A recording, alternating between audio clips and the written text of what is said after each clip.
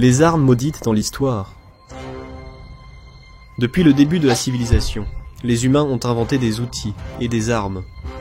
De la hache en silex et des pointes de lance à l'âge de pierre, jusqu'aux armes nucléaires à l'époque moderne, l'humanité n'a cessé d'essayer d'améliorer et de créer de nouvelles armes pour prendre l'avantage sur ses ennemis sur le champ de bataille. L'apparition des armes à feu a marqué le début du chapitre le plus passionnant de l'histoire des armes. Pendant cette période, de nombreuses armes à feu sont devenues emblématiques de leur temps. Mais d'un autre côté, il y avait largement assez d'armes à feu qui portèrent le titre des pires inventions de l'histoire. Voici l'histoire de 5 des pires armes à feu. Carabine à barillet. Colt modèle 1855. La carabine à barillet Colt modèle 1855 était vraiment un exemple de la façon dont un design brillant pouvait tourner au désastre. Au milieu du 19e siècle, la société américaine Colt s'est imposée comme un leader dans la fabrication de revolvers, ses pistolets étant les meilleurs disponibles. Suite au succès de ces armes, les ingénieurs de Colt ont tenté d'adapter le barillet rotatif à une conception de fusil. Le but du projet était d'augmenter la puissance de feu des unités de cavalerie américaines de l'époque, qui utilisaient encore des fusils à un coup. Le résultat fut une carabine à percussion à barillet rotatif, le modèle 1855. Une carabine ressemblant à un revolver, avec un canon rond fixé à une armature métallique et un barillet intégré dans un cadre fermé. Elle était fabriquée en 4 longueurs de canon différentes, 15, 18, 21 et 24 pouces, et en 3 calibres différents, 36, 44 et 56. Selon le modèle, les barillets étaient conçus pour contenir 5 ou 6 cartouches. Bien que les ingénieurs de Colt pensaient que leur conception était une réussite, elle s'est avérée être un échec total pour une seule raison. Le tir des munitions à capsule à percussion générait beaucoup de gaz chaud, qui à cause de la conception du barillet, trouvaient souvent leur chemin vers les autres cartouches encore chambrées.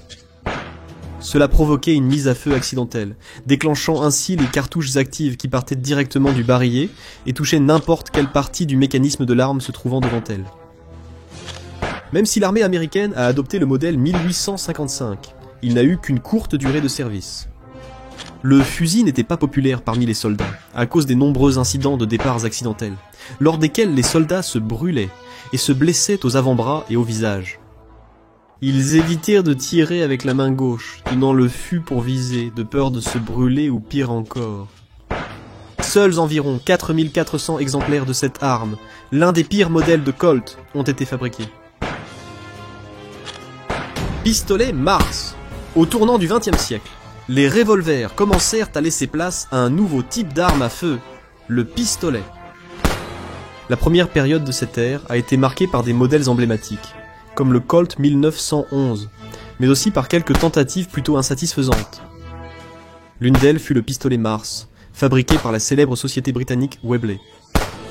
En fait, le Mars n'était pas un produit Webley, mais une création de Hugh Gabet Fairfax, qui avait un accord avec Webley pour qu'elle soit la seule à fabriquer ce pistolet.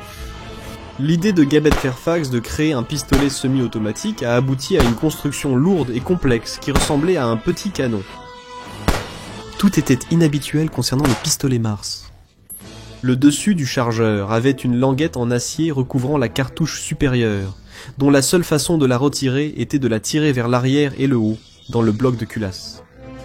La capacité totale du chargeur n'était que de 6 cartouches, pas plus qu'un revolver standard. Le bloc de culasse comprenait un mécanisme rotatif trop complexe et un chien externe. Lors du tir, il reculait avec le canon et était maintenu à l'arrière de la carcasse. Après le retour en place du canon, l'extracteur éjectait la douille vide vers le haut, souvent au visage du tireur. Le pistolet était disponible en 3 calibres, 8,5 mm, 9 mm et .45.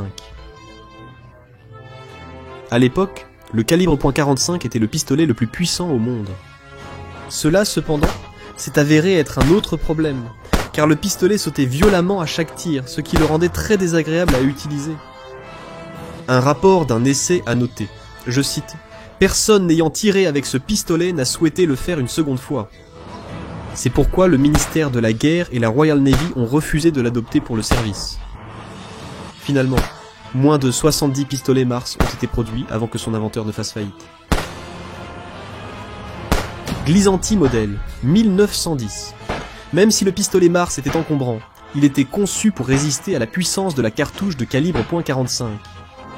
Contrairement au pistolet italien Glisanti modèle 1910, qui était trop faible pour supporter la cartouche de 9 mm pour laquelle il avait été conçu. Le modèle 1910 a été créé pour satisfaire les besoins de l'armée italienne et remplacer le revolver Bodeo devenu désuet. Le nouveau pistolet était une version améliorée du modèle 1906 chambré pour la cartouche plus faible de 7,65 mm. Le problème était que la construction du Glisanti n'était pas assez robuste pour supporter la puissance de la cartouche standard de 9 mm par 19 mm Parabellum. Tirer une munition aussi puissante faisait exploser la carcasse du pistolet. Les Italiens ont trouvé une solution en introduisant une cartouche spéciale pour le pistolet, la 9 mm par 19 mm Glisanti. La cartouche avait les mêmes dimensions que la 9 mm Parabellum, mais avec une charge propulsive plus faible et une puissance d'arrêt considérablement réduite. Comparé aux autres pistolets 9 mm, le Glisanti était trop faible. Le modèle 1910 était connu pour une autre caractéristique inhabituelle. Sur son côté gauche, il avait une plaque amovible pour nettoyer le mécanisme. C'était une caractéristique plutôt pratique, mais qui contribuait largement à la faiblesse générale de la carcasse du pistolet, et la plaque s'ouvrait aussi souvent toute seule pendant le tir. Le modèle Glisanti 1910 a été accepté pour le service dans l'armée italienne, malgré tous ses inconvénients. Cependant, avec une faible puissance d'arrêt et un chargeur ne contenant que 7 cartouches, il n'avait aucun réel avantage sur les revolvers Bodeo. De nombreux officiers italiens ont refusé de remplacer leurs anciennes armes de poing par le Glisanti. Malgré son utilisation tout au long de la Seconde Guerre mondiale, le pistolet était considéré comme une arme de seconde catégorie. Pistolet à propulsion par fusée gyrogée.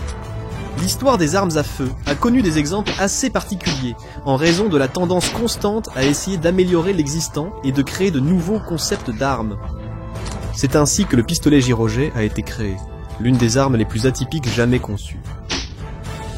Bien qu'il ait eu un aspect légèrement futuriste, le gyrogé semblait être un pistolet comme les autres. Cependant, ce n'était en rien une arme ordinaire.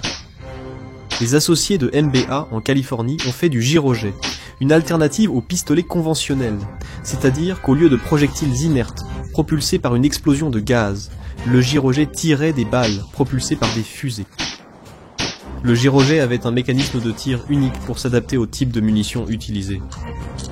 6 cartouches micro-jets étaient introduites dans la chambre depuis le chargeur situé dans la crosse. Un marteau frappait la roquette sur le nez lorsque la détente était pressée, la repoussant contre le percuteur. Une fois allumée, la roquette traversait le canon via des orifices inclinés. La fonction de ces orifices était de libérer la pression de l'explosion et de faire tourner la fusée. Comme il n'y avait pas de pression de gaz à l'intérieur du canon et de la chambre, le système permettait une construction plus légère et produisait presque aucun recul. Alors, quelles étaient les caractéristiques qui faisaient des gyrogés une arme aussi médiocre? D'abord, les munitions coûtaient trop cher à fabriquer. En tenant compte du fait que la MBA a essayé de vendre le pistolet à l'armée, le gouvernement aurait été obligé de dépenser une fortune en munitions si les soldats équipés de gyrogés avaient été engagés dans des conflits de longue durée. De plus, en dehors du coût d'entretien élevé, le pistolet montrait une faible précision et une chute importante de la vitesse une fois que la fusée était consumée. Dans l'ensemble, le gyrojet était un concept intéressant, mais complètement impraticable. Il est apparu sur le marché en 1965, mais les forces armées américaines ne l'ont jamais accepté en service. Nambu 80-14. Pour être accepté en service dans les forces armées, une arme doit généralement répondre à certains critères de qualité et d'exigence de performance. Parfois, des lots d'armes à feu de mauvaise qualité se retrouvaient dans les unités de combat de première ligne. Cependant, il n'y a pas eu beaucoup de cas où une armée entière a été équipée d'une arme défectueuse. Ce fut le cas de l'armée impériale japonaise pendant la Seconde Guerre mondiale et du tristement célèbre pistolet Nambu type 94. Il est apparu pour la première fois en 1934 comme remplacement de l'ancien pistolet Nambu type 14. À cette époque, le Japon avait déjà commencé son expansion en Asie, et l'armée avait besoin de grandes quantités d'armes de poing, et elle les voulait le plus rapidement possible. Le résultat fut probablement le pire pistolet jamais fabriqué dans l'histoire des armes à feu. Dès le départ, Le Nambu 94 était un pistolet mal conçu et d'une qualité extrêmement médiocre. Une fois que l'industrie de guerre japonaise a été dépassée, sa qualité a chuté au niveau de l'artisanat. De plus, les performances balistiques du pistolet étaient déplorables.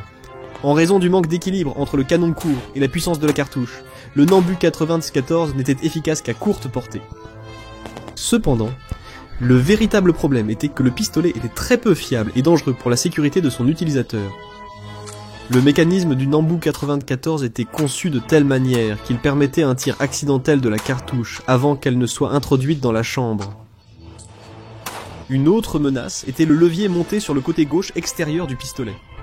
Le levier reliait la détente au percuteur, et s'il était appuyé contre quelque chose de dur alors que le mécanisme était armé, le pistolet tirait. Le pistolet représentait une plus grande menace pour ses utilisateurs que pour la cible visée.